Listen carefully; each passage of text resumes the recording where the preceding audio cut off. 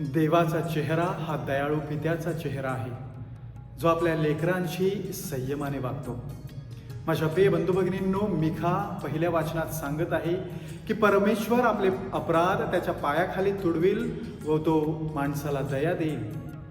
तर शुभवर्तमानामध्ये एक पिता आपल्या मुलाला कशी क्षमा करतो आणि त्याला कसं स्वीकारतो ह्याची ग्वाही देतो.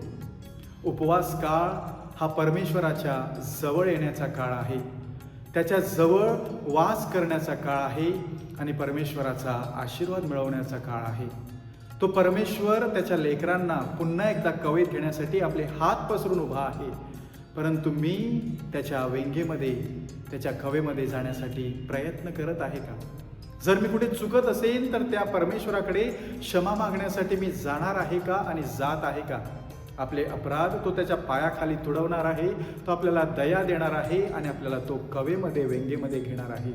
त्या दयाळू परमेश्वराचा चेहरा अनुभवूया आणि तोच चेहरा इतरांसाठी बनण्याचा या उपवास काळामध्ये आपण देखील प्रयत्न करूया.